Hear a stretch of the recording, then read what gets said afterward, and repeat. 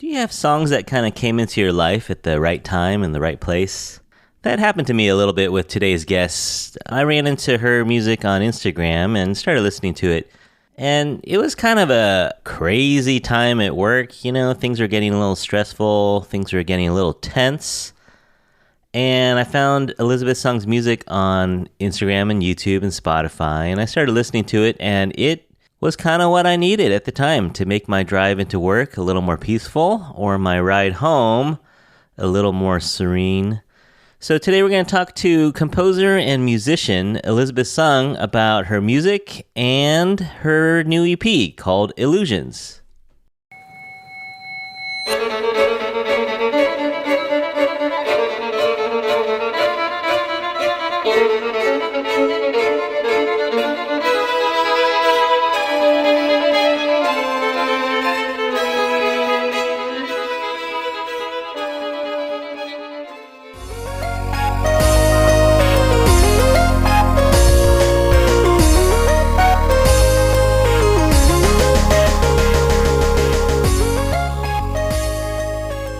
Everyone, how's it going? Welcome back to the podcast. Today, we're talking with an extremely talented Elizabeth Tsung, and we're going to talk a little music, and we're going to talk a little composing music. And to join with me on this conversation, I brought in a friend that you guys probably remember. If you are a longtime listener, you remember our frozen food episode with Emily, Melody, and Angus, but we're only bringing back Emily today. So today, coming back for a repeat performance is Emily. Welcome back, Emily. Hi, thank you. Super honored to be here again.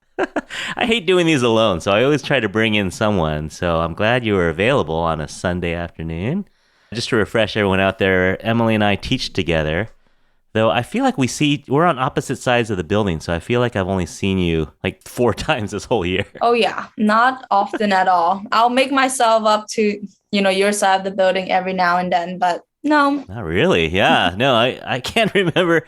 When was the last time I saw you? I don't even remember. But yeah, thanks for coming along and co-hosting with me today. And Emily is an English teacher. Mm-hmm. Yep. Are you ready for summer? I am so ready. I am counting down the days. I've already mapped out my entire summer, so I'm ready. I had a kid actually. I was getting excited about summer, and I had a kid actually say, "Oh, I didn't know teachers got excited about summer." I was like, "Are you kidding me? That's the whole reason we teach." Yeah. Oh yeah. Oh man. But all right. Yeah. So we got we're recording in late May. So we got summer coming up. Today we have a special guest with us. It's Elizabeth Tsung. Elizabeth is a musician who plays mostly violin and piano, but I think you play other stuff too. We'll get to that in a second. But Elizabeth is a composer. She's written soundtracks as well as her own original compositions. And so as of May 2022, she released her second EP. It's called Illusions. So welcome to the show, Elizabeth Tsung. Thank you. Thank you so much for having me. Oh, it's our pleasure having you. How's you're in New York City right now? Yes. And it's like right before Memorial Day weekend-ish. Yeah. And it's super hot here. Like it's like July weather. And it's so humid. Like my humidifier told me it was 80% humidity in my room. Inside. Yeah. And it was gross. And I just finished playing a concert and I was so afraid that the venue would not have air conditioning because they're like, oh, we don't know whether it's going to be turned on this weekend, but it was on. So that's good. So I'm Yeah, it's funny. We had scheduled this a little earlier and you're like, oh, I have a concert to do. Yeah. But you did, I think I saw that's your last concert of the season? Yeah, that's my last concert for the orchestra season. Okay, all right. So a little bit of a break or maybe something a little different for the next couple months? Yeah, so I'm a classical violinist. I'll just put that out there. So, And usually in the classical world, the season is like from September to May. And then usually from in June to August, musicians are either doing festivals or they're taking vacations. Yeah. But I highly doubt any musician or person I know is taking a vacation right now. Yeah. So I'm going to a music festival next week. Oh yeah, yeah. That's why you said you wanted to, because I actually don't. I think this episode may not even go until like middle of June. Yes. But you said you're busy, so you're. Yeah. Now, is it one location or are you traveling around? I'll be traveling around, like all around Ooh. Connecticut and New York. Ooh, fun. Oh, that's so fun. cool. Thanks. Are they mostly outdoors? Or are they going to be indoors? No, they're indoors. And actually, I hate playing outdoors. It's really bad for the instrument. Like, it's bad for me because I get bit so easily. And summertime, like, there's too many mosquitoes and bugs. So I don't like playing outside. Yeah, I think I'm pretty allergic to them. I think it's an Asian thing. I think like Asian women are more sensitive to mosquito bites, actually. Is that right? I don't know, maybe. I just feel like I get one mosquito bite and like my entire arm will be swollen. Yeah. It's your sweet blood. Yeah, that's what my mom said. That's what my mom says. Hey, you have type A blood. Oh, yeah, maybe. Probably, yeah. That's probably it. Yeah. Is there science behind this? We got to look this up. Yeah. We should look it up. We should back it up with science first. All right. No, let's just throw it out there. We'll see. Someone will correct us, Let's learn a little bit more about you, Elizabeth. I like to start in the beginning. I'm always curious about people's journeys and how they grew up and your roots. So, were you born and raised in the States or were you born overseas? What's your story? I was born in Queens, New York. My parents are Taiwanese, but we do have like Japanese in us from like my maternal grandmother's side. So mainly I feel more Taiwanese, but I also don't really feel Asian. So it's weird because my mom, everyone in my family would be like, you're such a banana. Like you don't, and like, why don't you want to like learn Mandarin or Japanese? And I don't know, I was getting bullied and people said I had an accent. So and you're like, I'm born here. Yeah, and like I hated going to the classes. So eventually my family was like, all right, fine, you're being bullied, so it's okay. We can try to assimilate more and be more American. So it's just all English after that. Yeah, and I grew up in a very, very white neighborhood. There was like absolutely no diversity there. I grew up in Long Island. Okay, and then moved to Queens a little. For most of your childhood. So I'm guessing violin and piano were part of your youth. Actually, only violin. No? Okay. Only violin? Yeah. I only started playing piano like seriously within the last 5 years. Oh, really? Oh, wow. I took lessons as a kid, but I wasn't like forced to practice piano like I was with violin. But so the violin was your mom's choice or who decided that for you? I don't even know. Like my cousin was playing it first. And then I think like my aunt told my mom or my mom got the idea. And then one day she was like, you're going to a violin lesson. Like, how old were you then? I think I was like five or 6. Yeah. So you didn't start playing violin in school? No, I played it like at home. Curtis, I don't think I told you this, but I actually played the violin for 3 years. Awesome. In elementary school. But I mean, I don't remember. How old were you? Do you know? I think I played from 3rd grade to 5th grade, and we only learned one song, which was Allegro. Oh. Yeah, that was every year, same music teacher, same song. Oh, wow. That was it. And I was horrible. Yeah, see, I didn't get the violin. I got the piano when I was probably about that age, maybe 3rd grade or maybe a little younger. And then clarinet later on. Oh. Yeah, so I went with the woodwind section. Did you That's rare. Is it? I think so. I mean, more Asian like kids play violin and piano than like clarinet or I don't know, viola. Yeah. Okay, I gotta ask my mom why we did clarinet then. Yeah, you should. I want to know. Let me know. Okay, all right. We'll dig into that a little bit. Did you like it though, or was it torture to get a violin? No, it was absolutely torture. I hated practicing, and like my grandma would be like, "Well, you can't eat dinner unless you practice." Oh. Like she was joking, but like not really. But pretty hardcore, like definitely. Yeah. So I was forced to it and I hated it. And then I don't know, I think because I remember my first recital, I was 6 years old because it was in first grade. Yeah. And Yeah, and I was like the youngest person in my elementary school to like have like a solo recital or something like that. So they made it a really big deal. And I remember like that was so I don't remember practicing like before then really. That's like my earliest childhood memory of me playing violin at like my first grade recital. Did you have some talent? Yeah, so apparently I was very talented. Okay. Still didn't love it. But I still didn't like it. Yeah. But people saw something in you. Yeah. So quitting was not an option. No. Did a switch turn on at any point? Oh yeah. I'm sorry. No. No, I could have like hated forever. No. Or like hated now. No, I figured somewhere along the line. But I'm thinking even as a kid, you know, you're hating it, and then did it gradually or was it kind of like, oh, pretty good? So I was 11 years old and I was also being like sent around, like doing auditions, doing like the state exams. I was like in it from a very early age, but I was auditioning for this youth orchestra and we're like, it was a best youth orchestra in the States and it still is. It's called New York Youth Symphony. And I was the youngest member ever to join it because I was 11 years old and the age was from like age 12 to like 21. Oh, wow. And that's still their age like right now. So when I found that out and like the conductor was like, you're the youngest person I've ever accepted, who's ever been accepted here. That's when I was like, oh, I kind of like it now. Get a little attention. I'm good. Yeah. That felt really good. Yeah. So I was 11 when I started liking it. Okay. Basically. And violin is tough, right? Because everyone wants to compete. So did you have a little competitive streak in you that you were looking to try to do better and move up on the status of the orchestra? Oh yeah, I was always very competitive. Like to the point where it got toxic. Yeah. Okay.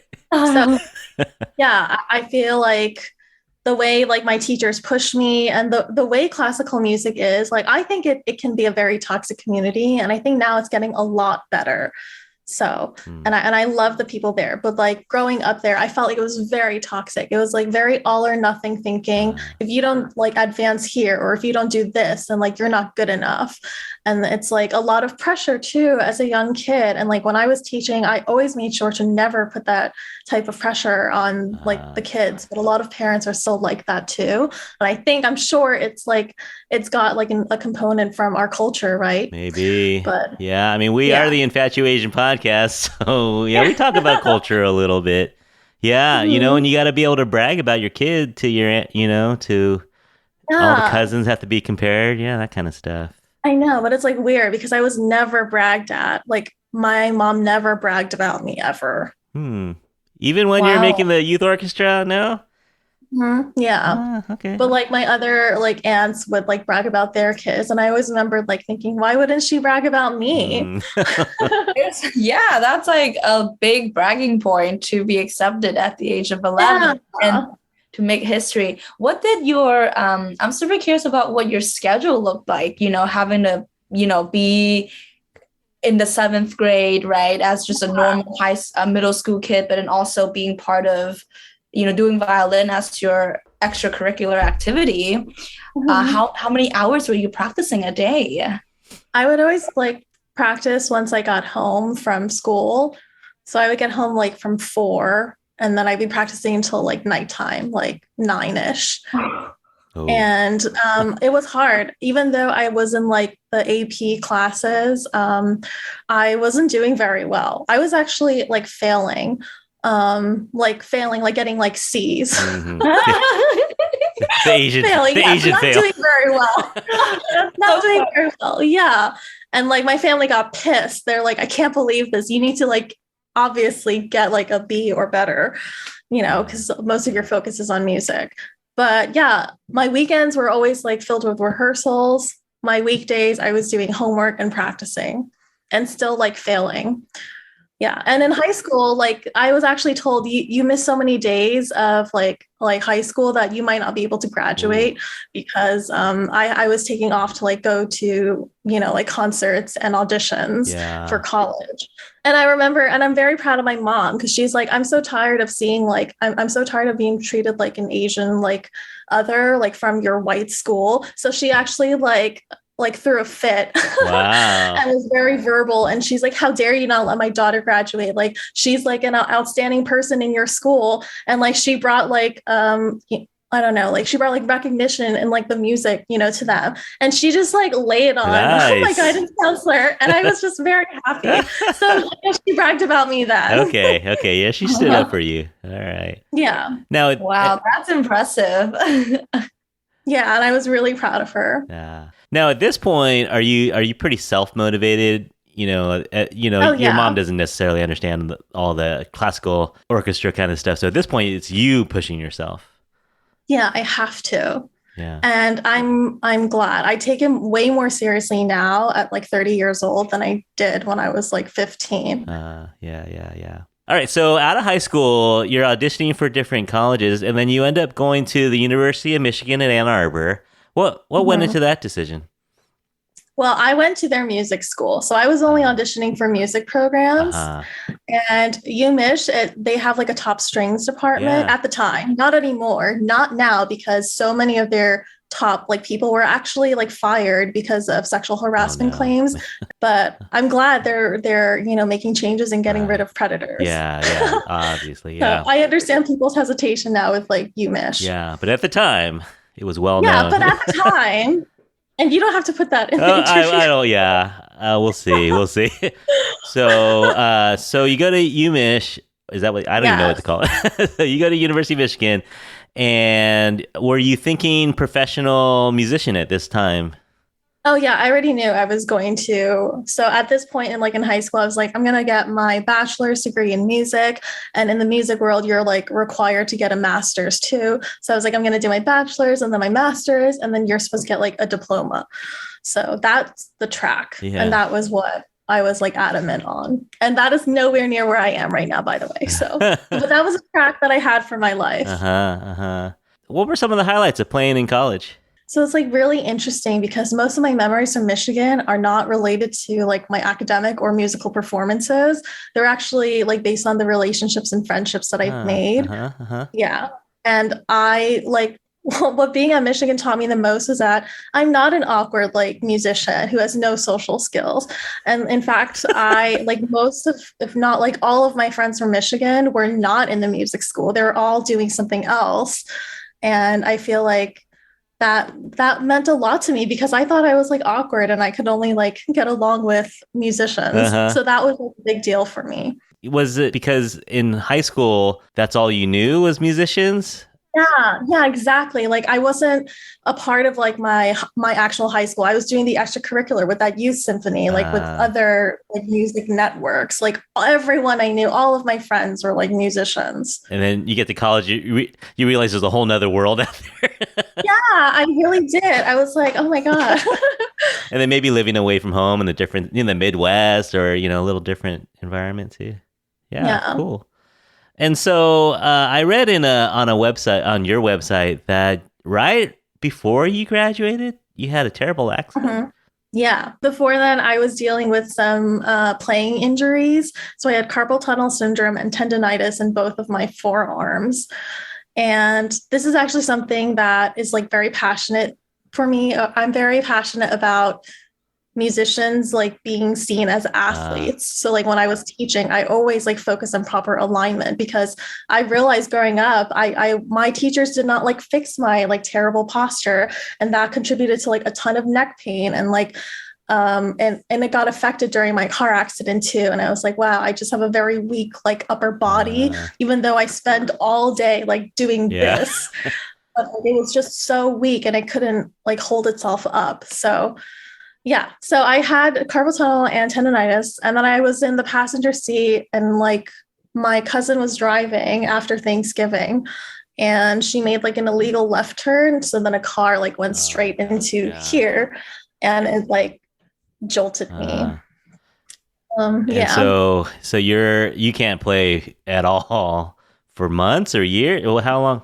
Yeah, I could play, but They like the doctors told me I needed to rest for like 6 months, but I was about to graduate and I was like, I need to practice for my recital. I don't want to like stay another year or like 6 months behind. So I like forced my body to do something it didn't want to. And I ended up like injuring myself even more.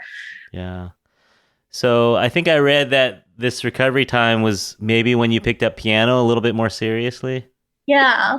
Yeah.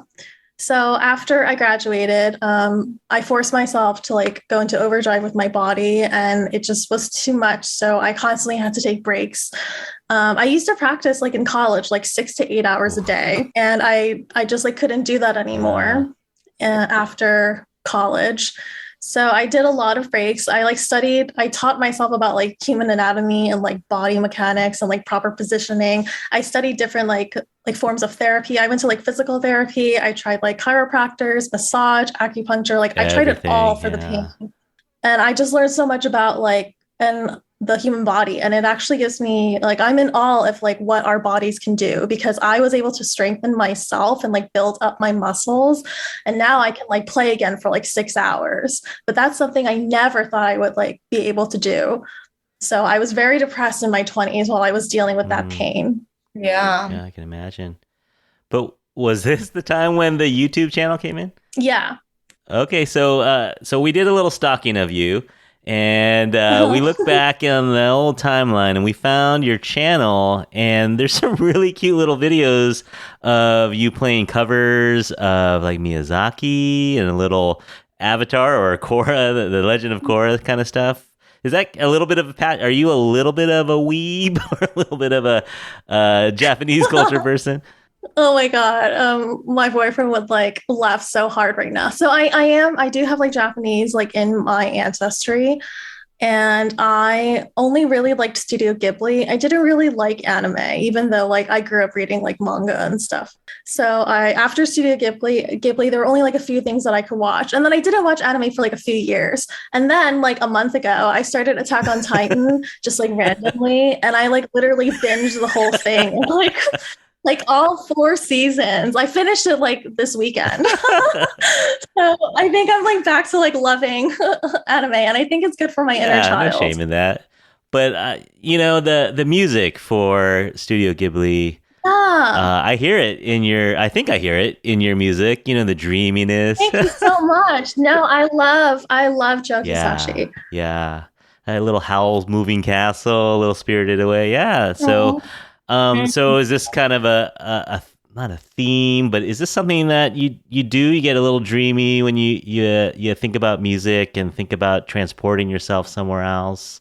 Normally, I like very sad, very dark, very like depressing, melancholic music.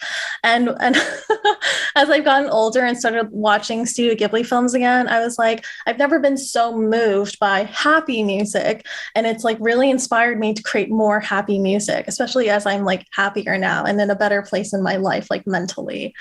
But that's what I love about his music. Like, it's so beautiful and uplifting. And for some reason, or maybe because of the way my mind was, all I could compose was like dark stuff or like things that were depressing. And I was like, I want to like make depressing music because that's how I feel. But I don't feel that way anymore. And like Illusions, my EP, I'm hoping it comes off as more positive than like depressing. Yeah, no, absolutely. I've been listening to it on the way to work, and Emily knows our workplace right now is a little rough. And, we've had a hard year. And so I have about a 30-minute commute to work. And I've been listening to your stuff on the way in, and it's dreamy, it's light. I don't find it dark at all. And I find it very uplifting. Yeah. So I think mission accomplished on that.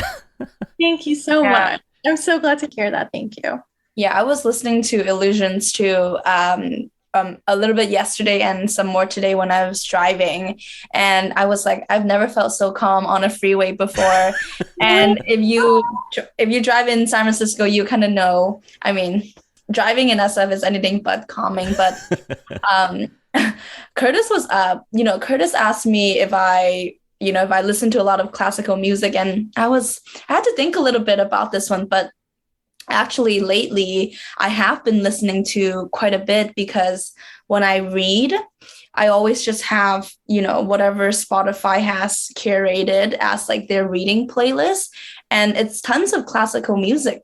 And when I was listening to your music on Spotify, I was like, wow, this is totally what I listen to when I'm reading. So I loved, yeah, I loved Illusions. I mean, we can talk more about the specific songs, and I can tell you about like, my favorites, but yeah, I think like Curtis said, I think it is uplifting. Yeah. Thank you. I'm so glad to hear that. That like warms my soul. Yeah. So that's cool. So let's talk about your latest EP. It's called Illusions, as Emily said. Would you mind walking us through a couple of your songs? Okay. All right. So let's see. Emily, do you want to pick first? Yes. How about, well, actually, you should go first because you picked LG number 1, right? Oh, okay. Yeah. All right. So one of my favorites is number 2. Yeah. So it's interesting. I was so happy to see you put number 1, because everyone I like shared it to, they're like, oh, I love 2. Like no one said anything about 1. What? I'm so happy you said 1.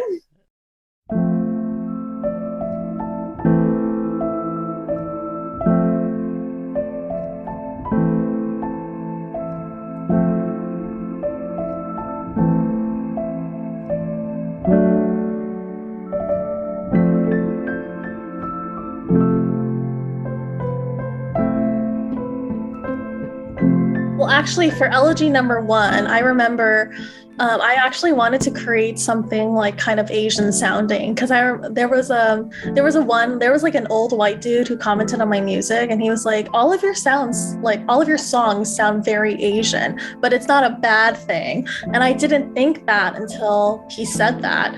So I remember specifically while I was like composing Elegy number 1, I was like, let's just put something crazy Asian in here, like something that sounds so Asian, but like beautiful and like signature-y. So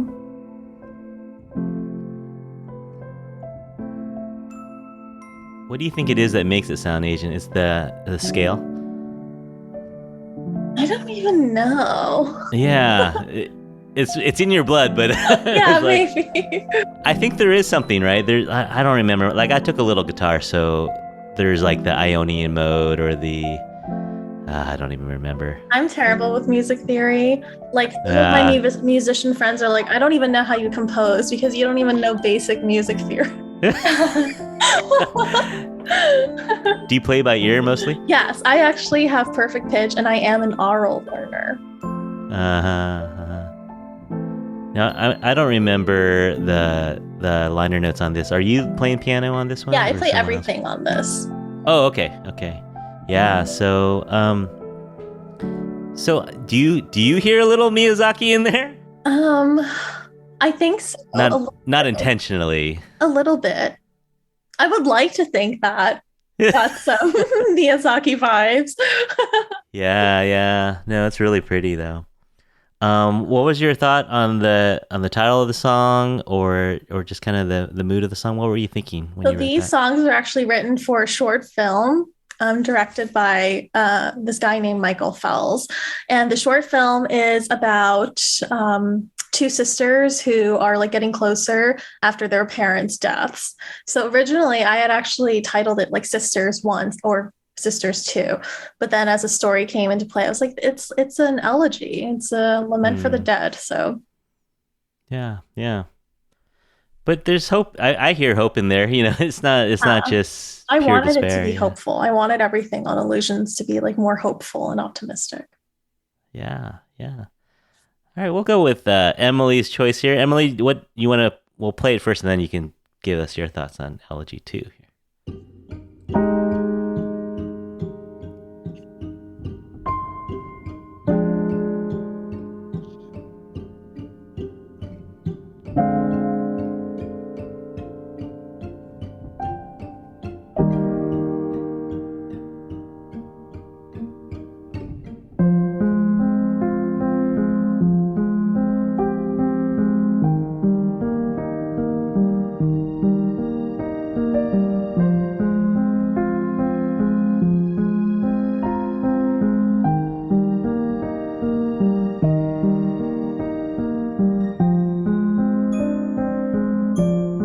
And both elegies, like 1 and 2, this is like the third version of it because I had like previous versions that I just like didn't like.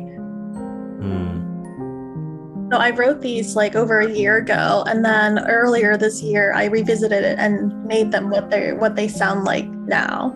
Now, had you seen the film before you wrote these? No, all I was given was a script, which is not like typical. The editors were just taking very long. Someone told me that this song reminds them of like love. They're like, oh damn, you're so in love, aren't you? Because that's what I hear in the song. That's what they said. So that's like all I know about what people think about this. So I'm curious to hear your opinions. Yeah, I just think it's so beautiful, from like the beginning, like I don't know the correct term, but from like you're like picking the violin, right? Initially to then the piano, and I think just the transition between the two, I just think it's so beautiful. Thank you. Well, actually, what that sounded is not like me like plucking. It's the upside down of my bow, like touching the bridge or touching the strings. That's what it sounds like more. Well, it's supposed to be woody. Yeah. I wouldn't say I hear love necessarily. It's tender. Yeah, it's really. You can tell we're not music critics here. We're just fans. Yeah, but I did write that like thinking of like sisterly love, like familial love. Yeah. But it's so light and airy. Yeah, it's really nice. Thank you. All right, do you have a favorite song on your new EP, or any song? We can do any song that you want. My favorite piece from the EP is actually Illusions Part 1. I really like Part 2. Yeah. Should we just listen to the whole thing? So it's like I sent the music to like critics and stuff, and so everyone told me like Elegies 1 and 2 were terrible, but 2 is better than 1. And then they would be like, and because like my favorite was 1, but there would be Illusions Part 1, but they're like, oh, Illusions Part 2 is better, so that's the one you should be promoting. So it's so interesting to hear like different people's opinions. That's art, right? Yeah. It's the way it works. But I'm so not qualified, and I don't.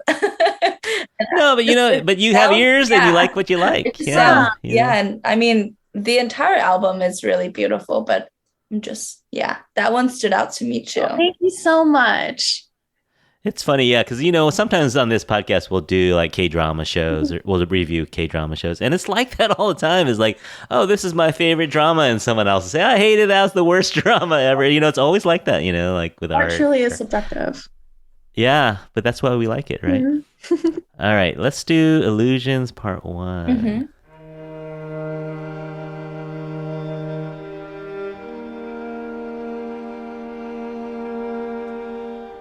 So this is a cello solo. I had a friend who was like, I dated a guy who was a composer and he never wrote me any music. And I was like, I'll write you a piece. So I basically like wrote this with her in mind because she's a cellist. And so I wrote the solo for her. And part 2 is like more of a violin solo. Mm-hmm. But yeah, this is a quartet that I wrote and I played with my friends. I love quartets.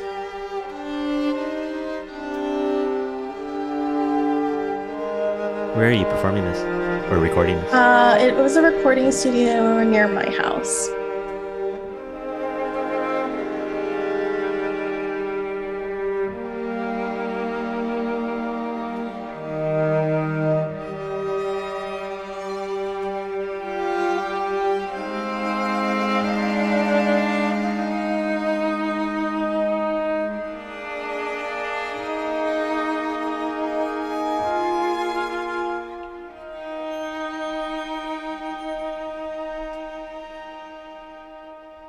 That really, really high note is me. Nice. Okay, we'll just go into 2 right now.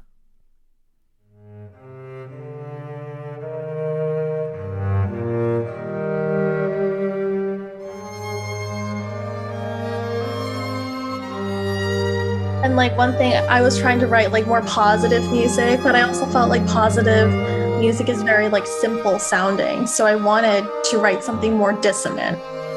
So it's purposely dissonant, but I've had like those critics also be like it's way too like dissonant and like not like theoretically like correct. And I wanted to be like, well, that's intentional. So I wanted to like put that out there.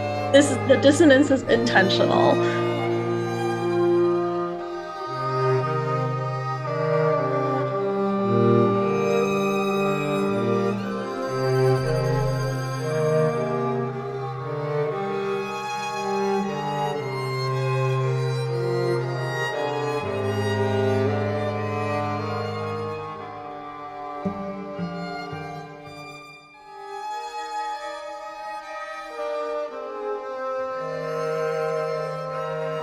Have you performed these live anywhere?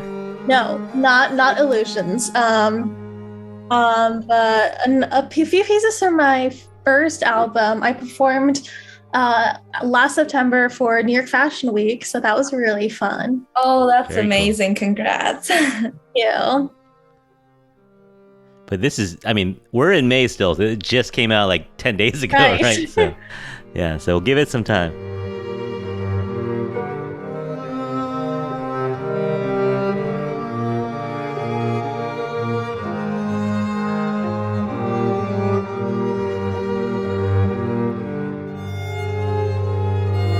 And also a lot of modern classical music is very long. So most of my pieces are intended to be like 8 minutes long and stuff like that. But then people told me, well, no one's going to listen to someone they don't know for like 8 minutes. And also everyone's attention span is like very limited these days. So that there's like a reason why all my pieces are so short.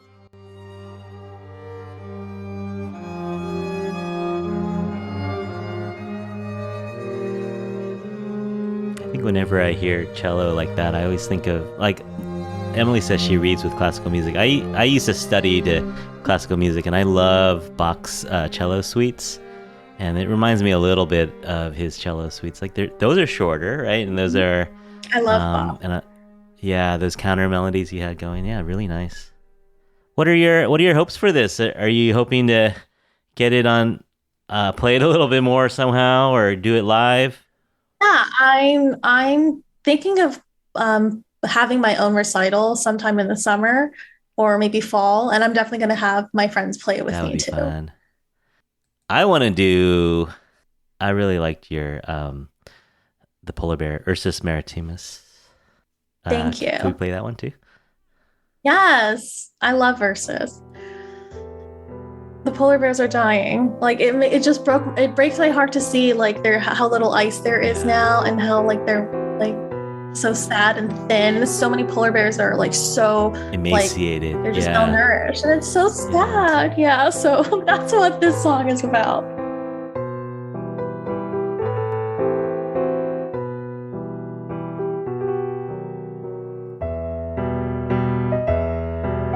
Have you grown to love the piano more after your accident and just? Yeah, I love playing piano. For a little bit, I was loving practicing piano way more than violin, and I was like, that's not good. But just the bigger sound, and you have that range, that you can. Yeah, and it actually doesn't hurt my body as less. For sure.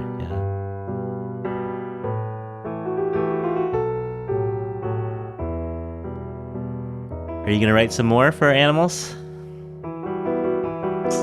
I think those 4 are it.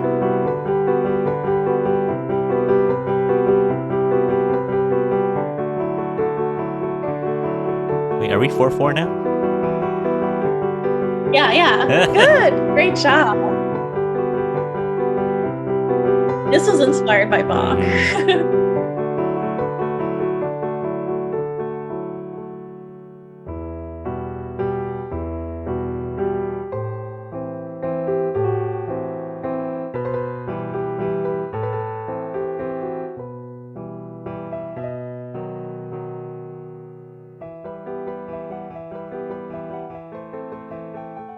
I haven't listened to that in a while. I have this thing where I cannot listen to like my old music. Like I absolutely cannot watch my old YouTube videos because I just like cringe so badly.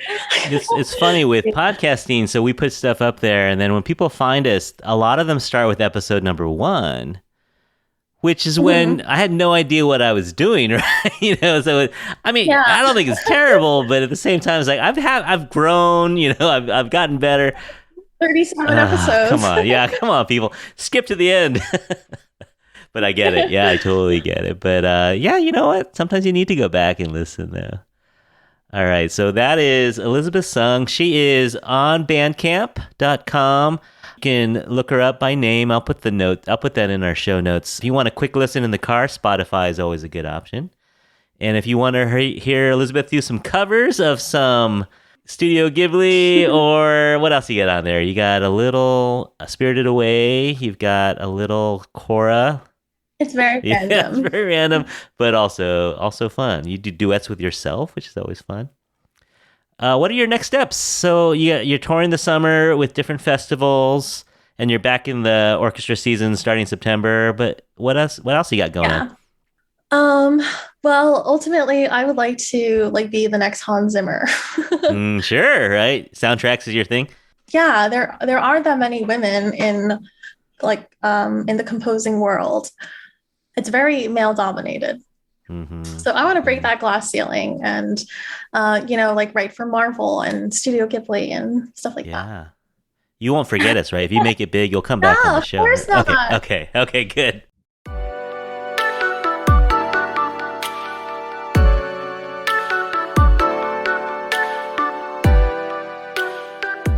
All right, so we are ready for what we call the lightning round.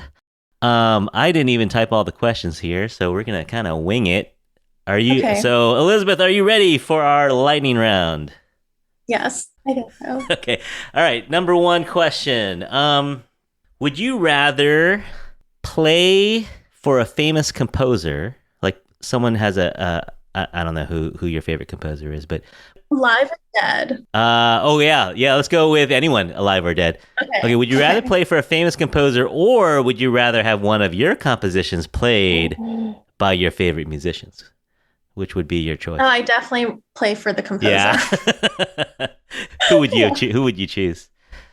Well, my mind, once we clarified alive or dead, I just went to Mahler. Yeah. Because I just played Mahler. Yeah. But yeah, Mahler is amazing. That would be cool.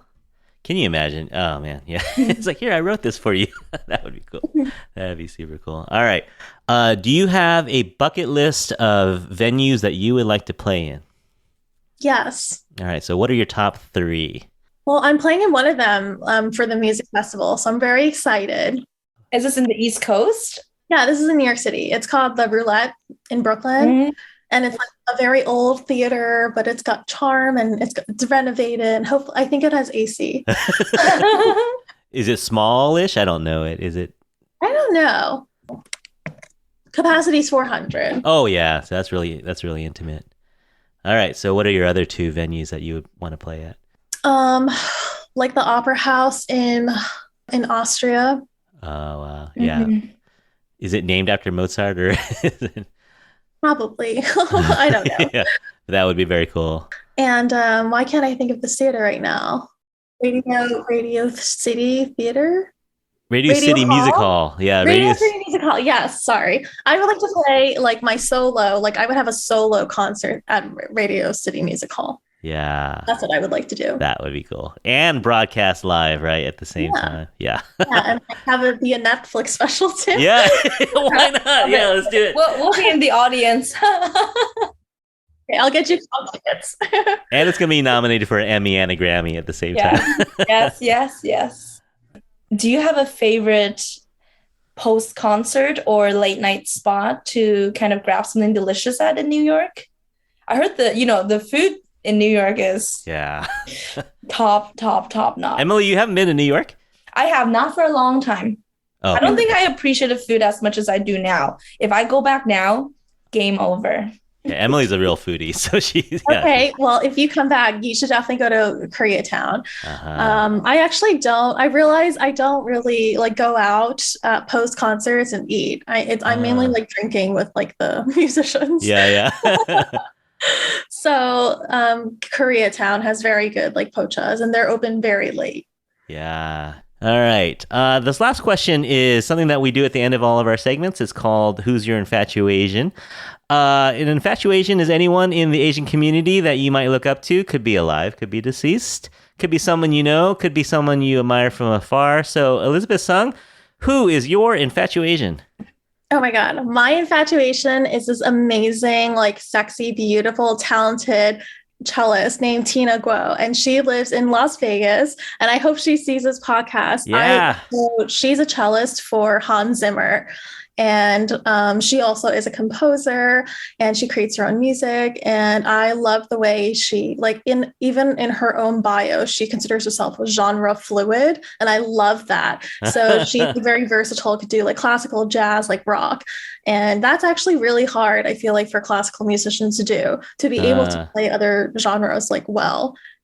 All right. I really admire that about her, and I'm like obsessed with her, and she's my girl crush right now. Okay, so we'll tag her on this. Yeah. Tina. Let her know. Yeah, hit up Elizabeth. She's hiring me. Okay, We'll all that's have to awesome. send her this and give her the timestamp. Yeah, no, don't underestimate the reach of the Infatuasian podcast. She may have a friend who listens. You never know. All right, Tina, we're calling you out. Come on the show. We'll have you on too, Elizabeth. Yes. We'll do a little classical talk. All right. Well, that does it for our episode. Thank you, Elizabeth. What socials should we mention here? I mainly like do Instagram. Would you do more YouTube? Is that something that you might do more of in the future, or Reels? Eventually, because it takes, for me, like it takes a very long time to edit videos and like edit, especially when I'm playing together and like making sure it aligns. And I can get like very like anal about like little things. So it takes me forever to do YouTube videos, which is why I don't do them very often. Yeah. But maybe in the future, when I have more time, I'll go back to them. Yeah, no, I don't like to do video either. Audio is not bad, cut here, cut there, but video, yeah, that's a whole other thing. But yeah, thank you so much for coming on. It's been a real pleasure chatting with you. Oh, thanks so much for having me. It was so nice, like getting to talk to you. Oh yeah, anytime. Yeah, you have an open invitation. Come back anytime you have new songs. Let us know. We'll make sure to mention them. Hey, everyone out there, thank you for listening. We hope that you learned something. That's one of our goals of our show. And for us, you can always write to us at infatuasianpodcast@gmail.com. Give us a follow over at Instagram or Facebook at The Infatuasian Podcast, and all these details will be in the notes. Give us a follow wherever you get your podcasts. So, Spotify, Apple, Google, we're all over those. So give us a follow, and you can leave us a rating on Apple or Spotify, and you can leave us a review at Apple Podcasts. But on behalf of Elizabeth, Emily, and myself, we hope that you're all happy, healthy, and safe out there. Thank you again for listening, and we'll talk to you soon. Bye. Bye. Bye.